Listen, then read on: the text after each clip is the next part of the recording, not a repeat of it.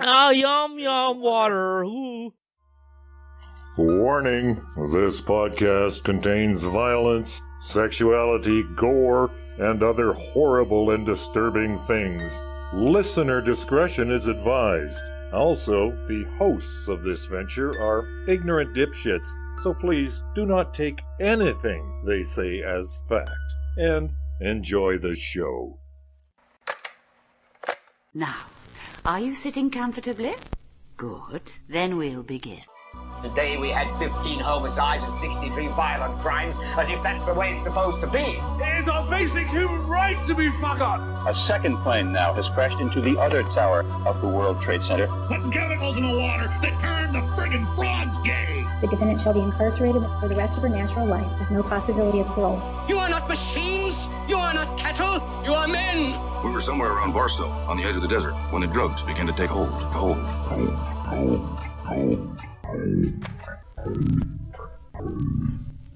Oh, cause every charges. Last episode, we left off with the two students in question, Dylan Klebold and Eric Harris, approaching the library. This is after they've arrived at the school. They failed to set off the bombs at the school. They shot several people, including a teacher. They were roaming the halls, setting off bombs and firing multiple guns, striking and killing and injuring people. And the last time we let off, they were just approaching the library. Once again, I'd like to add a content warning. This doesn't get any less brutal as we go in. I'm going to describe in detail how these two went from person to person and enacted their crime. Alrighty, if you're up for that, then enjoy. Part 2. I was in math, and then we heard what it sounded like, girls screaming. The fire alarm rang. One of my social studies teachers blocked traffic across Pierce to get us across to Leawood. And we were there for what seemed like an eternity, and then chaos kind of erupted. One of my best friends came out and said, "Mandy, we have to go, they're shooting." And I said, "Who's shooting?" A little bit of pain, a little bit of everything at once. It's deep, you know, but it's got to be strong. So parents, hug your kids, pray that, be happy that you're with them. Kids, grab your friends, hold them tight, and never be mad at people, because it could happen in a second that they'll be gone. And there was a lot of rumors that they were on the roof. By that time, news helicopters had come, and there was a rumor, they're shooting at the helicopters. Like, it went crazy.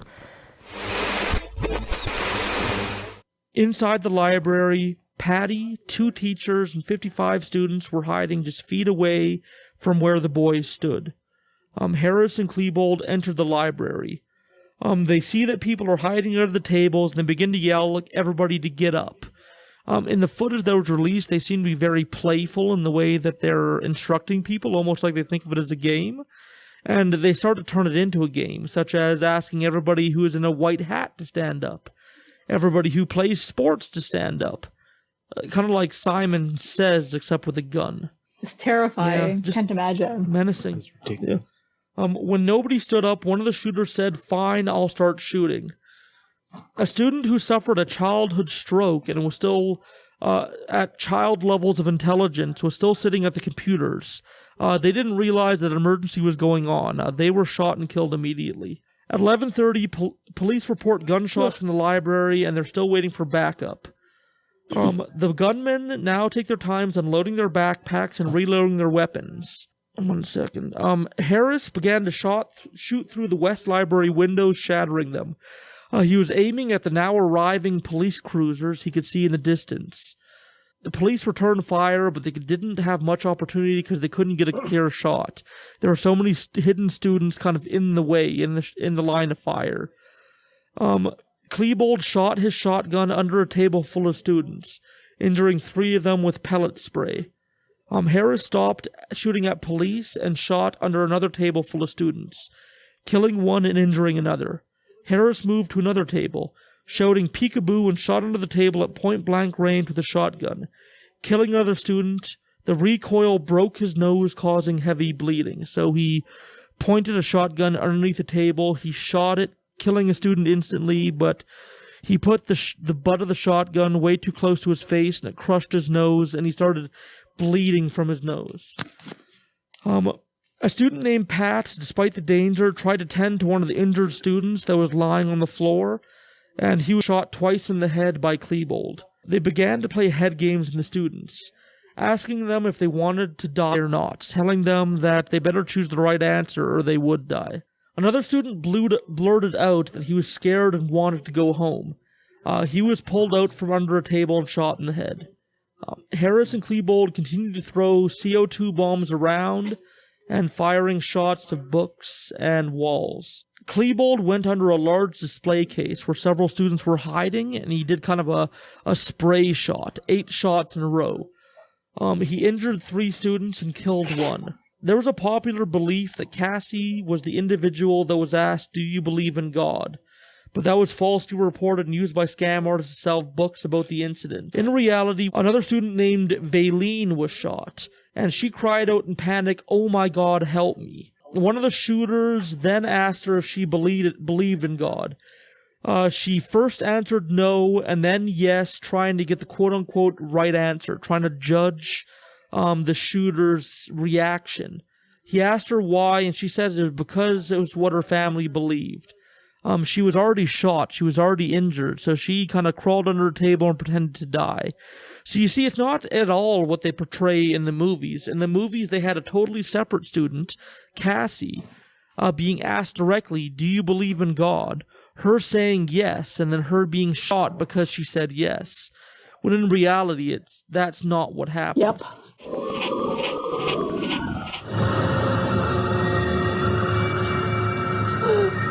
Well, Rachel, where's your God now? What would Jesus do?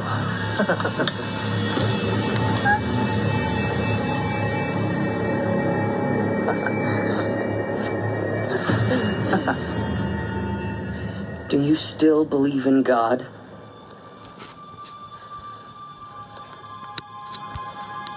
No, I do.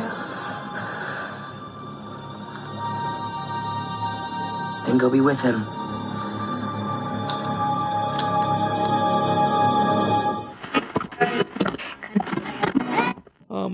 Harris moved to another table and fired a number of shots, injuring 2 students. One tried to flee, and Harris killed him while he was fleeing.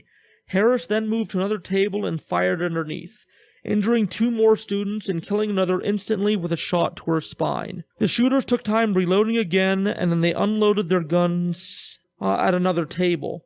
So they basically did some maintenance. They reloaded all their guns, they switched all their cartridges and all that, and they seemed to take their time like it was a casual event. Klebold pulled a friend of his named John out from under a table. John, not really knowing what to say, kind of nervously asked, "What are you doing, Klebold?" And Klebold reportedly casually replied, "Oh, just killing people." Just like you're saying, "Oh, I'm just driving around," like that casually. John asked if he was going to kill him too, and Dylan told him to get the hell out of the library. John left immediately, escaping to the library's main entrance. So it seems that they made concessions for people they liked. People they seemed to like, or that were in their good books, they let them out. They let them escape. At 11:35, Harris moved to another table, firing shots underneath, killing 2 and injuring 2.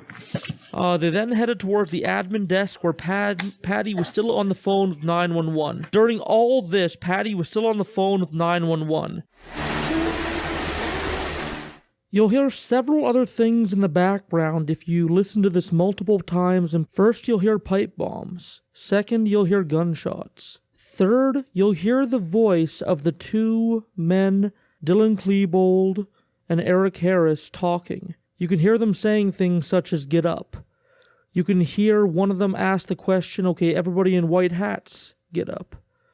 This was captured as Patty Nelson was on the phone with 911. Okay, We've got help on the way, ma'am. Okay. Oh, God. Right outside the library door. Okay. I don't think I'm going to go out there. Okay. I've got the kids on the floor. I got all the kids in the library. I can't believe he's not out of the woods. He just keeps shooting and shooting and shooting. Okay. Yeah, we've got more. Yeah. Everyone's up. Okay. Everyone stay on the floor. Stay on the floor. Stay under the table. I'll hold it. Put a tail guard. It's not, you know,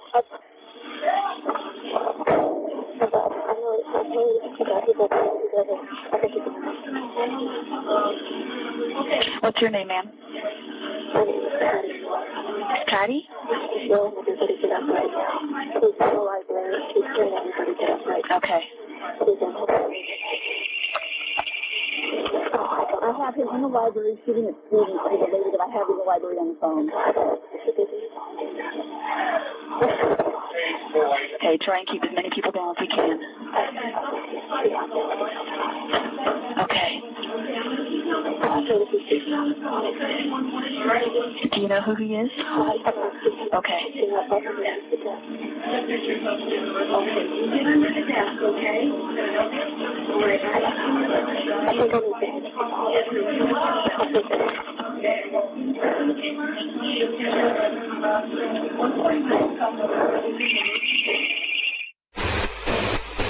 She then quietly slunk away, putting 911 on hold and hid in a cupboard until they left.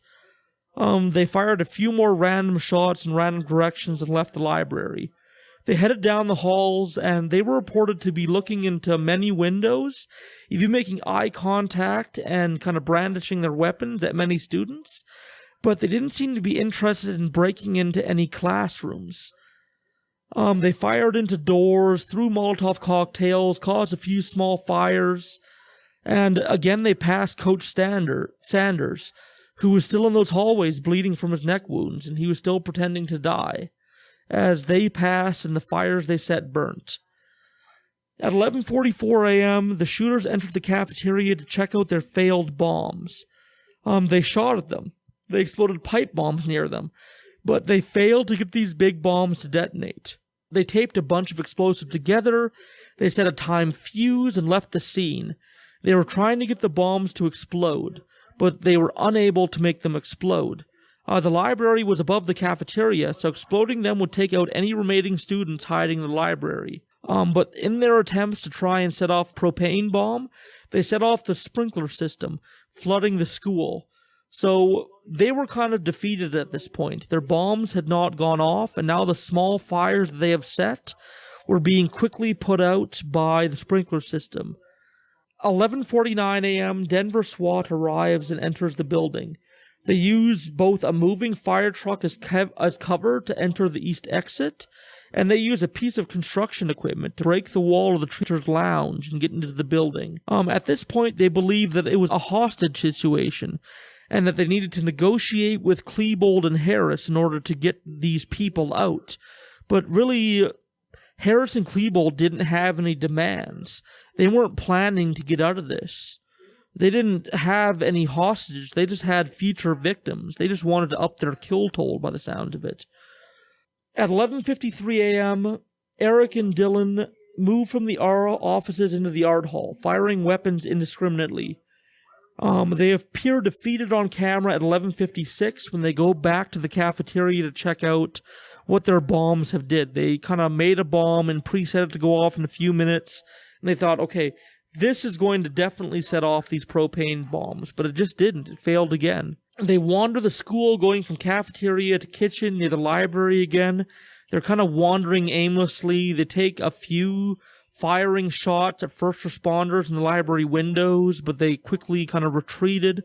They saw kind of the police closing in, and they heard the sounds of radio chatter and kind of things being descended upon, and at 12:05 p.m., so just after noon, they died by suicide after shooting themselves. By 1:30, after carefully entering the school, checking for booby traps, and confirming no active shooters, most students were evacuated. At 4 p.m., Littleton police entered the library where they found Eric and Dylan dead from self-inflicted gunshot wounds to the head. Columbine will be the driving force because from that point forward, law enforcement, the general practice prior to that was for patrol officers to respond, to set a perimeter, to try and protect lives to the extent they could, and then call for SWAT, the experts, to come in and deal with the imminent threat to public safety. Columbine changed all that because there are experts in the field, obviously, and if you have time on your side, if somebody's holding hostages, so that in a perfect situation, still use the experts. But the reality is the first people to get there are going to be the regular patrol officers.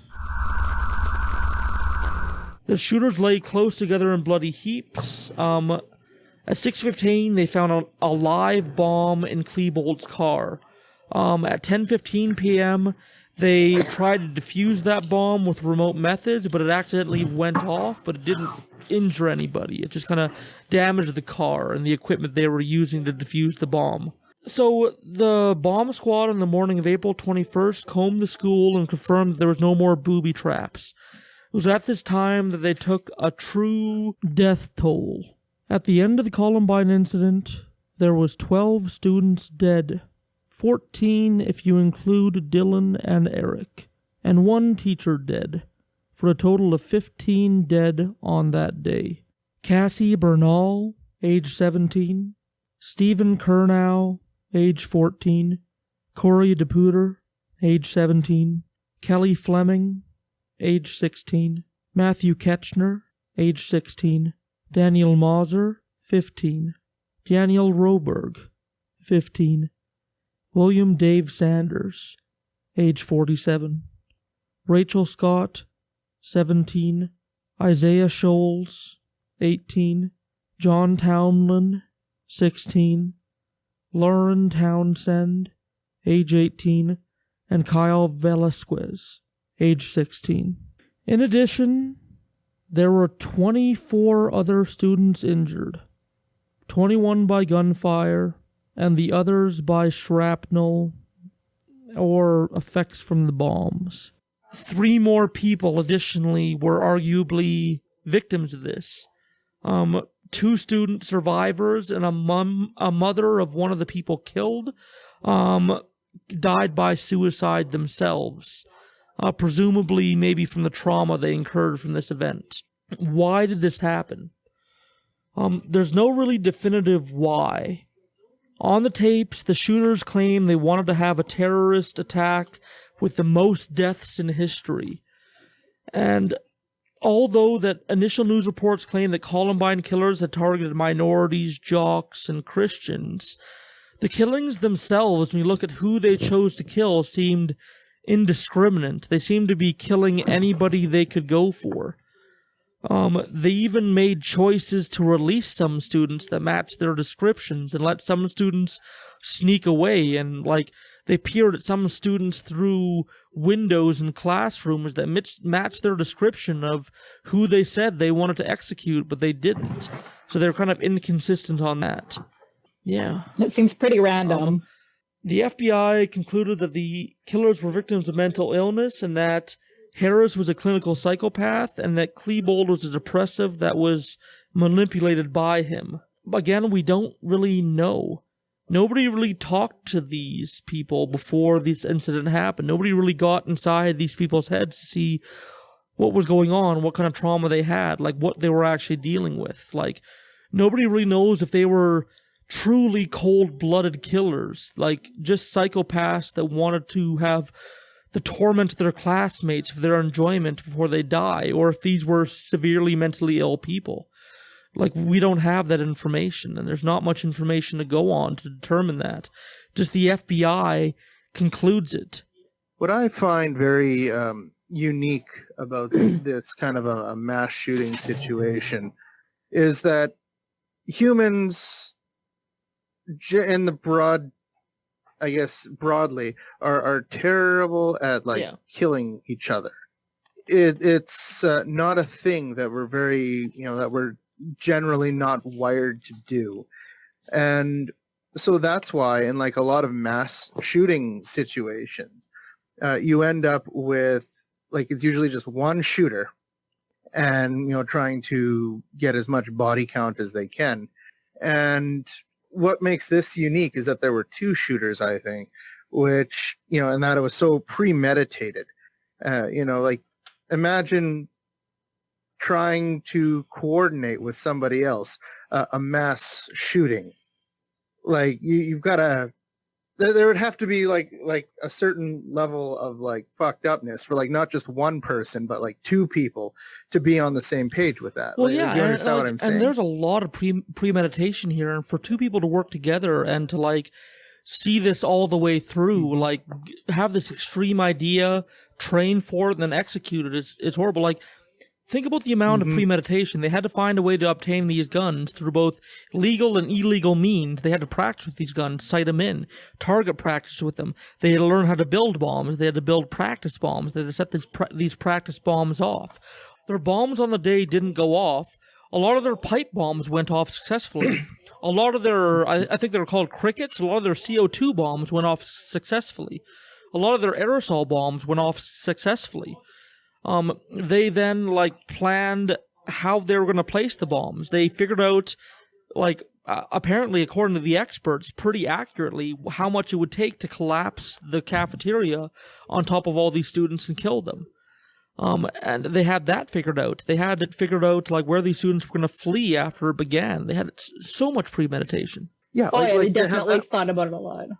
Yeah, and to have that sort of obsession or capacity for for one person to do something. I mean, one person can go off and do whatever. You can go off, you can get a bunch of guns or build a bunch of bombs, and as a single individual try to inflict as much damage as you can.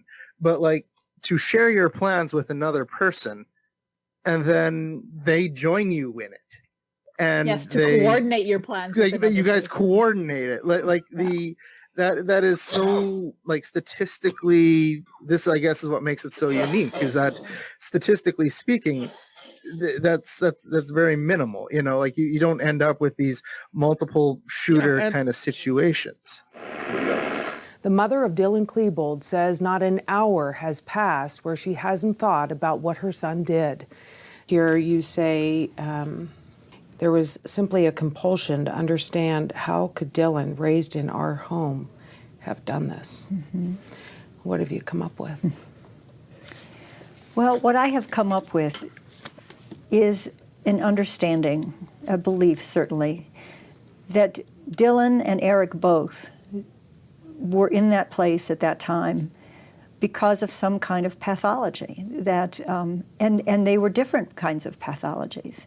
I believe, and certainly the research I did supported that Dylan's death was a murder-suicide, that he had gone into the school and participated in this event because it was motivated by his desire to die. And that in order to understand Dylan's involvement and his wanting to be there, I had to try to understand what his suicidality meant to him. And I learned, that Dylan was having suicidal thoughts a full 2 years before this occurred. And I had no idea that these things were going on or that he even made notes about them in papers in his notebooks. What do you say to the parents who say, how did you not know? Mm-hmm. How did you not see the bomb making? Mm-hmm. You were asleep at the wheel. Mm-hmm. I know many people believe that. And I know that I would have said that if it had been the other way around and my child had been one who was killed by someone else. There were no behaviors there that I could see that indicated to me that he was a danger to himself or anyone else. And when you believe in someone and you perceive them to be mentally healthy, and I believe Dylan with all of my heart that he was a good human being, I was parenting what I perceived to be a normal, happy, as happy as a teen can be because it's a difficult time. I was not looking for weapons. I was not looking for any of these things that indicated that he was very disturbed. So it is hard to believe. I know that some people can't believe it. But I would only say that people who can't believe it should be very cautious because perhaps they're at greater risk because they're not able to look for those things. Anything else you want to say to parents out there or to our community? It's overwhelming to think that I'm speaking to this community because so many have suffered because of what Dylan did. I would reiterate again that I am terribly sorry for what Dylan did, for what his role in this tragedy was, and that my offering, the only thing that I know to do, is to do what I've done, to try to write a book and share what my truth is and to see if anybody can learn anything from it. I offer it with love, and to use whatever proceeds I have to explore why these things happen and do what I can to make sure they don't ever happen again. Well, the other one that comes to mind about that is the Boston Marathon bombers, because that was a couple brothers that perpetrated that one, if memory serves. But yeah, of the 579 school shootings that I have in front of me recorded here, like, how many of them were groups? I'm going to guess, like you say, that probably almost all of them would be single shooters. Mm-hmm. Yep. So was there any explanation as to why the propane bombs failed? I think the pipe bombs, there was writings in the journals that they had tested these bombs before and had success with them, but you think a bomb of that size would have garnered some attention. So maybe they set it off before, maybe not. I think that the pipe bomb just wasn't enough of an impact to pop the shell of the propane tank. Because they were using those, like, barbecue propane tanks filled to the brim with propane. Mm-hmm. And I think the pipe bomb just didn't have enough oomph to impact that. But you said they tried them before and successfully detonated a trial bomb of that nature? Or was this just kind of their... You know, if they said that they tried them before, but then if these, what'd you say it was, 2 propane bombs were enough to take out, like, a building, then where would they have blown up these bombs in the middle of Colorado without someone having noticed it? So maybe they were just saying, oh yeah, we blew up these bombs. And they made a bunch of bombs in the end. Like, they made that field propane bomb, then each of them had a propane bomb in their cars that was set to go off, and then they had 4 propane bombs in the cafeteria.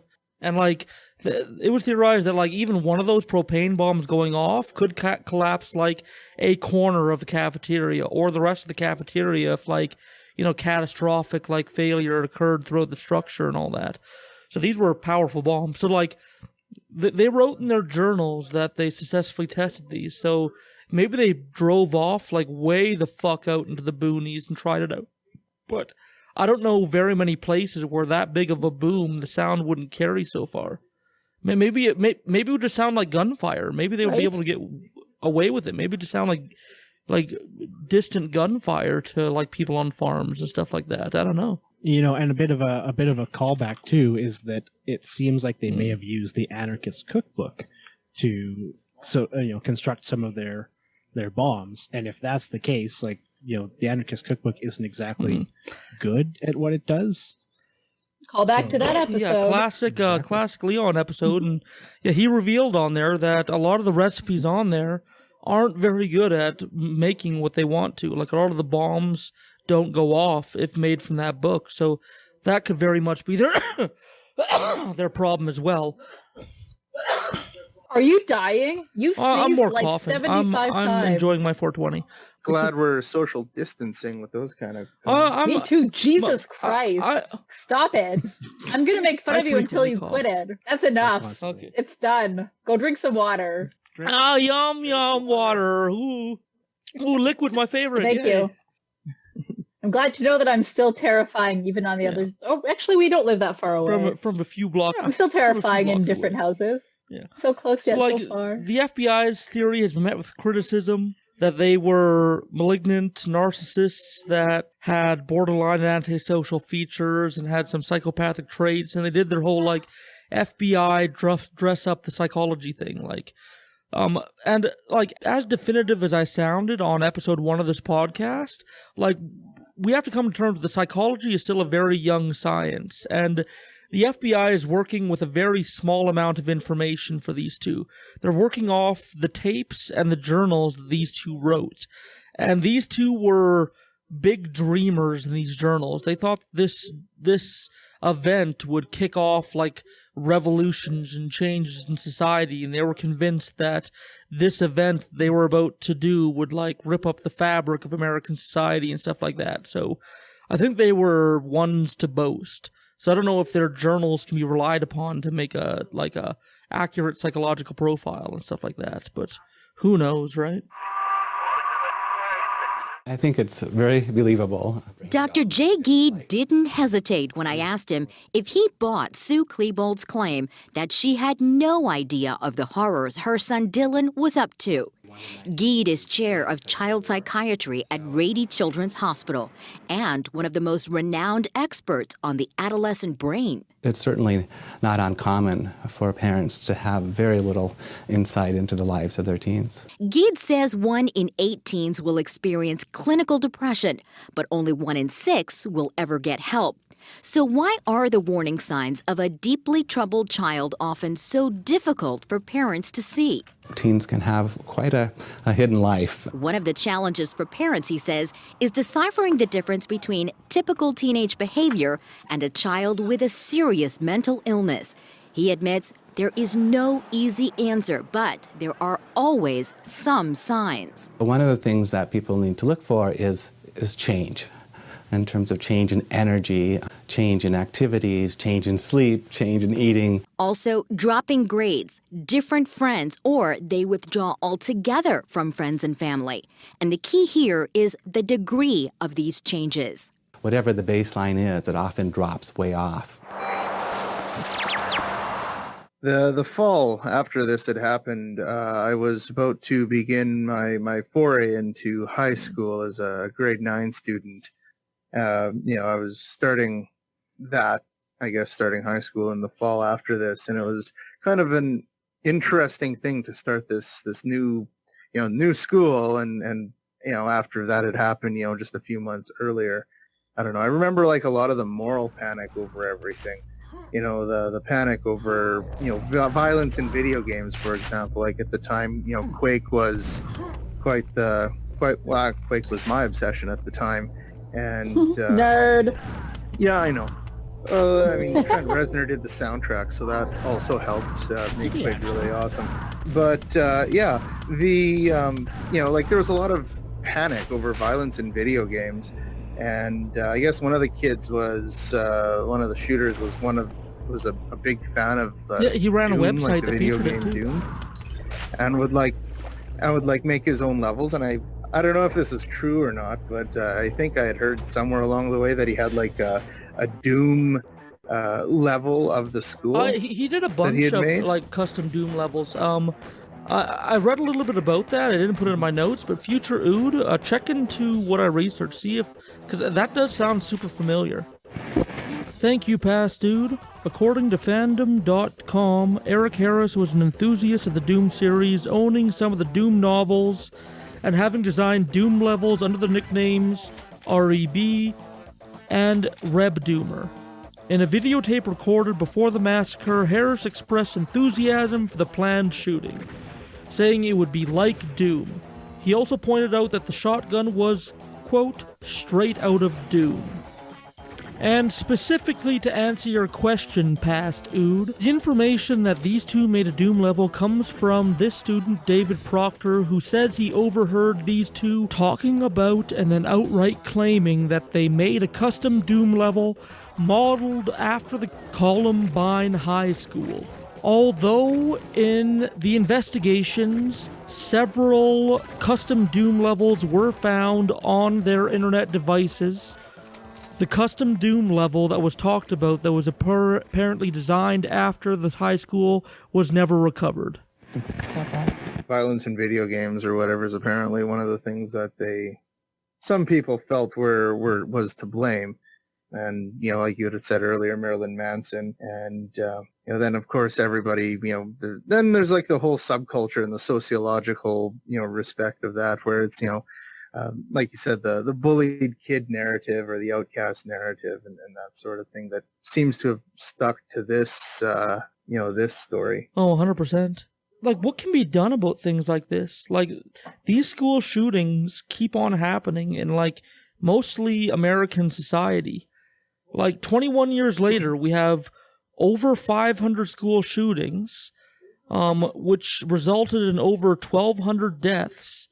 And a collective over 1 million students have witnessed or were at school during a mass shooting.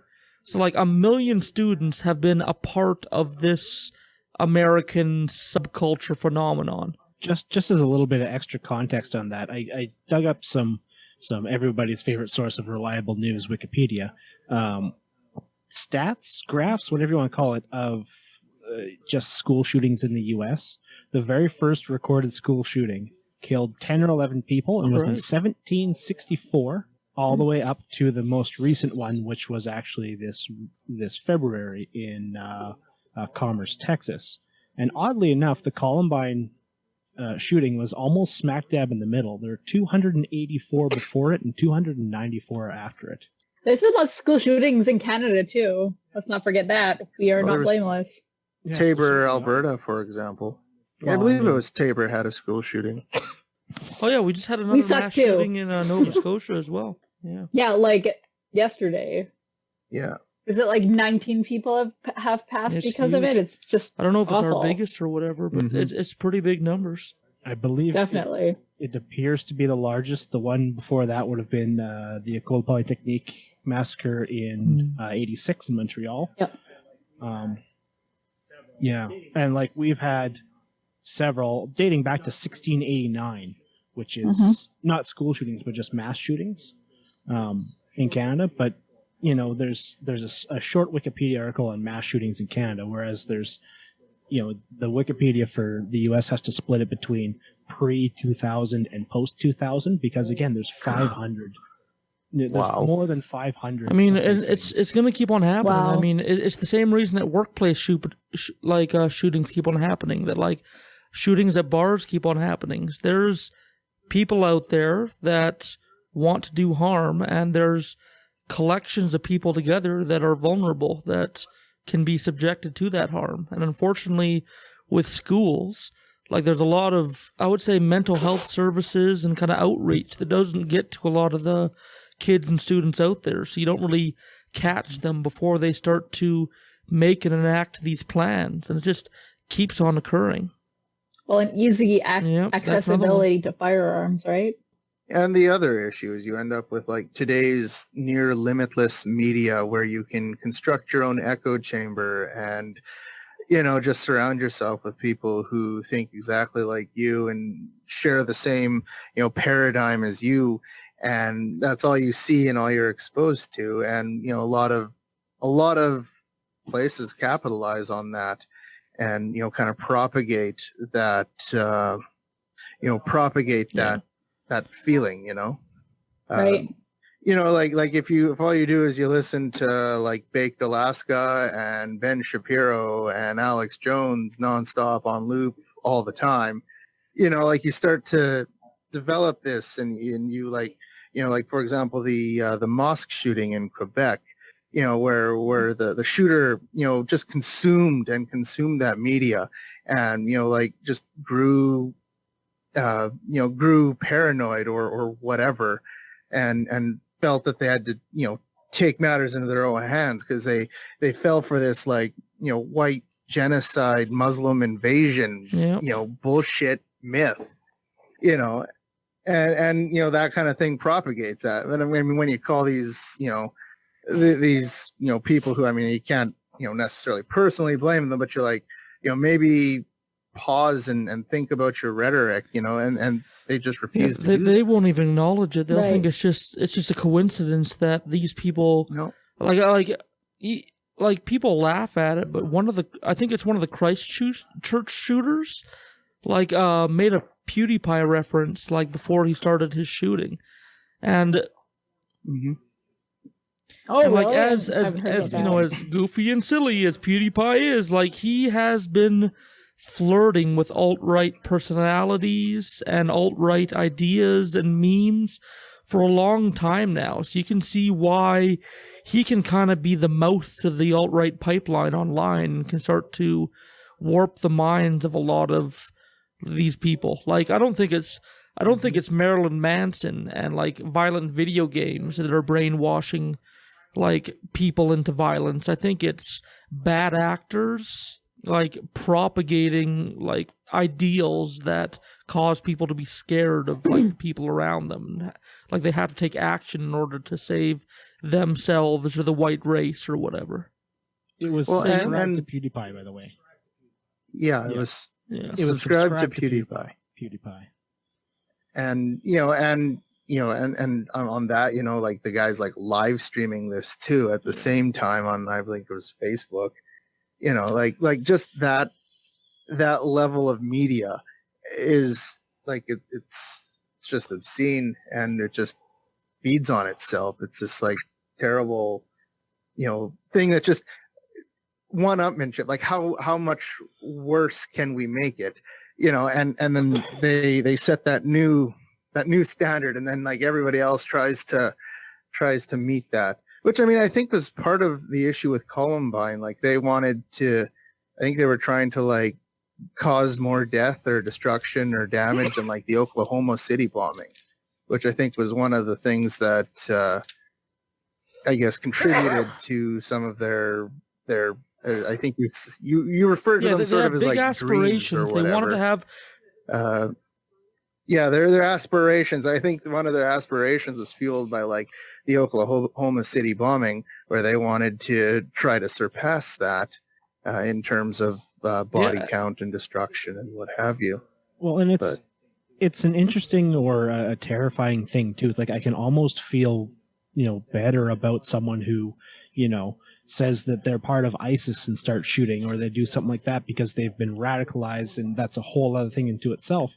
But with Columbine, it seems so cold and just like, haha, we're going to get the highest kill count, All right, that's about all I have, unless anybody has any closing thoughts. I mean, this issue gets into so many things like gun rights arguments and mental health, and it's hard to make a cohesive, but I think we've had a good, solid discussion on it.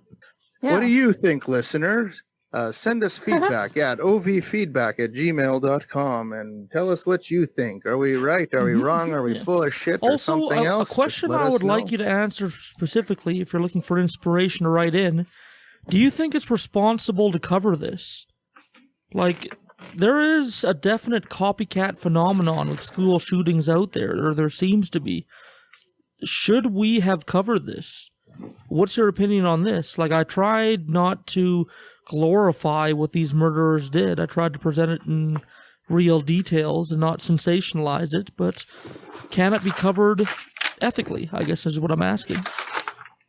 Just go to ovfeedback@gmail.com. So, interesting. For Occulte Veritatis, I'm Ood Gallifrey. Sage and in studio with us. Richard Bigley. Well, and in remote studio with us. Arthur Tavis. Good night. Have a good day. Usually I try to end the episodes with a soothing tune in order to calm the soul. But for this subject in particular, because it keeps on happening, and because inaction is done over and over again, no reasonable action is ever taken to change things, I'm going to play a clip of 19 years of school shooting survivors talking to media and other people who wanted to hear what they have to say. This was put together in 2018 by the Washington Post. Remember, school shootings, in the amount that they happen, and the frequency that they happen, and the death tolls that are associated with them, is a uniquely American phenomenon. There are shootings in other countries. There are mass shootings, bombings, there are incidents in other countries, but in America it keeps on happening. Way more than anywhere else. It's not magic. It's not a curse. It's not because we're not letting the Bibles back in schools. There's a reason. I happen to think it's gun control and lack of mental health care, along with socioeconomic issues affecting people. But I'm not an expert. There are experts out there that have solutions. There are countries that have reduced their shootings by taking reasonable steps. Maybe we can learn from them. Maybe. Anyways, here is 19 years of school shooting survivors put together by the Washington Post. See you in the after show where we go over some incidents that are happening. Police killing black men once again. See you in the after show. That day started out as any other day. I went to class in the morning. I was coming out of the bathroom on my way to my 5th period class. We had about 10 minutes of class left. Door just kicks open like a movie. Everyone thought it was an animal. I thought it was a book dropping. And then you just heard pop, pop, pop, pop, pop. Bang, bang. Boom! And he's holding a huge gun. Then when we heard gunshots, everyone just ran back into a classroom. It was like, oh my God, what happened to my brother? They didn't care who they shot at. They were just shooting. I was panicking. I hid under the desk. People were getting shot all around me. He proceeded to shoot everybody else in our class practically. Kids were yelling, oh, I'm bleeding. I don't know if the blood was coming from his head or his face exactly. He was just sitting there in a pool of blood. Unfortunately, she didn't make it. They're still surrounding. They're still shooting. I just kept thinking over and over and over, I'm gonna die, I'm gonna die, I'm gonna die. We were on the hallway running away. Everybody went every which way. I just stood there and I started crying. She shot through my door. I got hit with, there's 3 pellets from the shotgun. I said, hey, why don't you shoot this way instead? And then when I seen the guy's face. What I saw in his eyes was terrifying. He didn't seem stressed, he didn't seem nervous. It was just this blank face. He was my friend, but he killed some of my friends too, so I don't know. Our hands came first out the door and our hands went over our heads as we walked out in a single file line. When the policeman came in to get us, he told us to close our eyes. And you go out into a hallway that still smelled like sulfur. Gunpowder all over the floor. Blood pools. Backpacks thrown everywhere. 2 bodies in front of me. They were dead. They were covered up and they were dead. It was like a movie scene. It just changes you. For me personally, I still have nightmares. You don't think it's going to happen to you. Now I know that, it could happen to anybody. Time is short. You see it on the news. You see it everywhere, and you don't think this is not good. You think it's not going to happen to you. It was just so real, but it felt so fake. It's going to take a long time for this county to heal. Making sense of it is still difficult. It was a senseless act.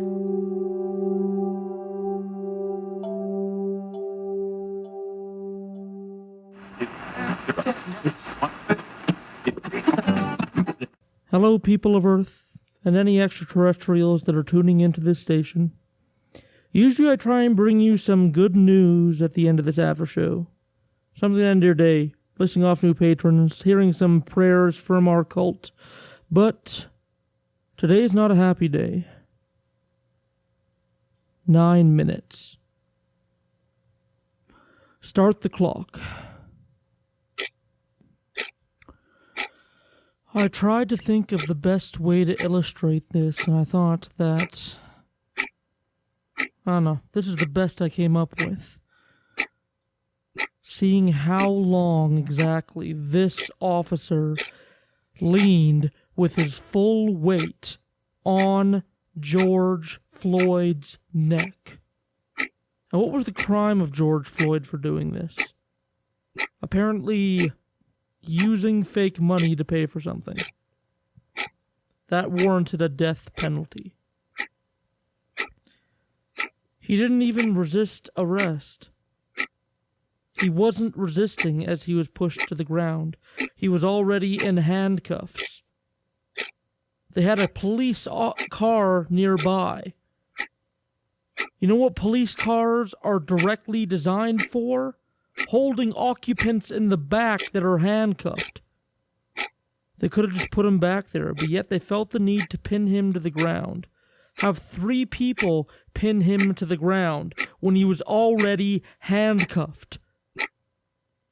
And one of them stood right on his neck. And for 9 minutes he pled. And he begged for his life. And he told them, I can't breathe. He told them how much things hurt. He called for his mom. And then he lost consciousness. And for 2 minutes, from the moment they couldn't detect his heartbeat, they didn't provide any kind of first aid. They waited until the ambulance arrived. When the ambulance arrived, that's when first aid was starting to be provided. Those were precious moments. Even in their mistake, they could have attempted to give this man first aid. This man that they stood on the neck of. This man that went unconscious after they stood on the neck of him. They took his pulse and found it to be flat, and yet they did not provide any first aid after that. And people are mad about the riots. And people are mad about the protests. They're mad about Target burning down. They're mad about property damage. When somebody who is paid by the government murdered a man in broad daylight, and the prosecutor handled the case, even the police chief thought that firing the gentleman involved would be enough of a punishment. And yes, one officer has been arrested after they were forced to. After they had no other choice. That's when they decided to. Not initially. When they first learned of this man dying, they didn't take that time to lay murder charges. Only when thousands of people took to the streets and burned buildings to the ground, that is when they decided that George Floyd's life was worth getting justice for. That's when they decided, oh, maybe we should arrest the man that murdered him. That's how much it took. That's how little George's life meant to these people. A man died due to the direct actions of these officers. Please, if you can learn anything from this, don't get mad about the riots. Don't get mad about the protests. Don't get mad about the violence of the demonstrators. Don't get mad about the demonstrators. It is not time to judge them. It is not appropriate to judge them. It is not logical to judge them. It is not moral to judge them. Riots are a well-known phenomenon. It is a cathartic release of aggression when a problem has gone on for far too long and every other avenue you've tried to take hasn't worked, and you try and persevere and you try and push through and you try and succeed despite the discrimination pressed upon you, but nothing has worked. Still, men are being killed in the street and nothing is being done for it. You know what is moral to be angry at? You know what is logical to be angry at? You know what is proper to be angry at? The system that led to this moment. The system that allowed this police officer to think that this man, that George Floyd, had so little worth in his life that he could flippantly play with his life. That he could stand on his neck, and even though he stopped talking, and even though his heart stopped beating, it didn't matter. The attitudes that surround the police force and the attitudes that surround the police force's attitude towards African Americans, towards black people, is what led to this. But one officer stood on his neck while 3 others watched. You know, I'm white as fuck. I'm German and Irish and Scottish, stacked on top of each other. I'm flour on pancakes on Wonder Bread. And that's why it's my duty to listen to the people who've been under the thumb of all this pain and all this poverty and all this discrimination for years. And before that affected them, they were in chains. Racism isn't gone. It's just become more corporate, well hidden, better funded, more supported. I have to speak up against this. I have to stand beside the people that are fighting for their own survival right now. This isn't about the singular cop. The cop that killed George Floyd. He deserves everything that's coming to him. But he's still just a symptom. A symptom of deeper biases within. Victory is not going to be attained by this singular cop and the criminals that assisted him going down and going to jail. The goal is to change society, to change outlook, to change how justice is delivered and settled in American society. It's changed enough that this never happens again. That somebody's humanity is taken so lightly that their life is threatened so immediately that they're allowed to be suffocated to death under the knee of a government-paid agent.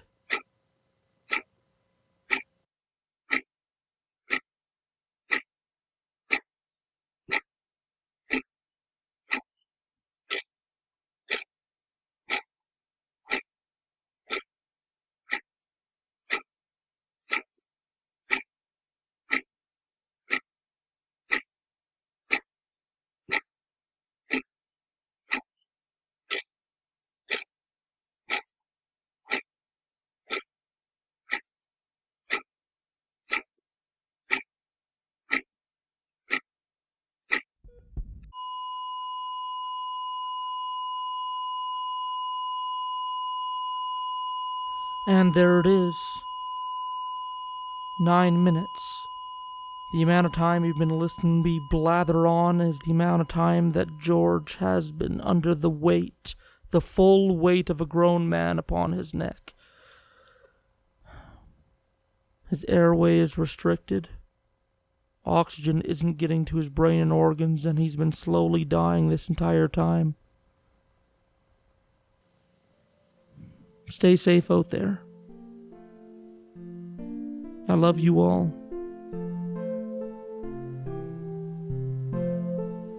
They can't stop us all.